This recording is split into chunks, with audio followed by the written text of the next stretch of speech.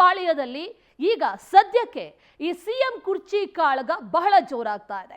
ಮುಖ್ಯಮಂತ್ರಿ ಕುರ್ಚಿಗಾಗಿ ಘಟಾನುಘಟಿಗಳ ನಡುವೆ ಫೈಟ್ ನಡೀತಾ ಇದೆ, ಟಾಕ್ ವಾರ್ಗಳು ನಡೀತಾ ಇದೆ. ಒಳಗೊಳಗೆ ನಾನೇ ಸಿಎಂ ಅನ್ನುವಂತ ನಿಟ್ಟಿನಲ್ಲಿ ಫೈಟ್ ಅಂತೂ ನಡೀತಾ ಇದೆ. ಸಚಿವರ ಮಧ್ಯೆ ನಾನಾ ನೀನಾ ಜಟಾಪಟಿ ನಡೀತಾ ಇದೆ.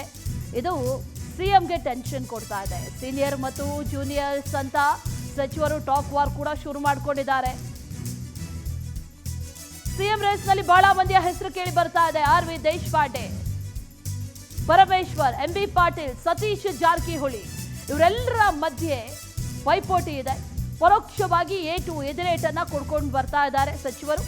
ಇನ್ನು ಸಚಿವರ ಬೆಂಬಲಿಗರು ಕೂಡ ಜಾಲತಾಣದಲ್ಲಿ ಅಭಿಯಾನವನ್ನ ಕೂಡ ಆರಂಭಿಸಿದ್ದಾರೆ. ಮುಂದಿನ ಸಿಎಂ ನಮ್ಮ ನಾಯಕರು ಅನ್ನುವಂಥ ಒಂದಷ್ಟು ಅಭಿಯಾನಗಳನ್ನ ಕೂಡ ಸೋಷಿಯಲ್ ಮೀಡಿಯಾಗಳಲ್ಲೂ ಕೂಡ ಈಗಾಗಲೇ ಆರಂಭ ಆಗಿದೆ. ತಮ್ಮ ತಮ್ಮ ನಾಯಕರ ಪರವಾಗಿ ಅಭಿಮಾನಿಗಳು ಪೋಸ್ಟರ್ಗಳನ್ನ ಕೂಡ ಮಾಡೋದಕ್ಕೆ ಶುರು ಮಾಡಿದ್ದಾರೆ, ಪೋಸ್ಟ್ ಮಾಡೋದಕ್ಕೂ ಕೂಡ ಶುರು ಮಾಡಿದ್ದಾರೆ. ಒಂದು ಕಡೆಯಲ್ಲಿ ಸಿಎಂ ಪ್ರಾಸಿಕ್ಯೂಷನ್ ಸಂಕಷ್ಟದಲ್ಲಿದ್ದಾರೆ, ಆ ಟೆನ್ಷನ್ನಲ್ಲಿದ್ದಾರೆ.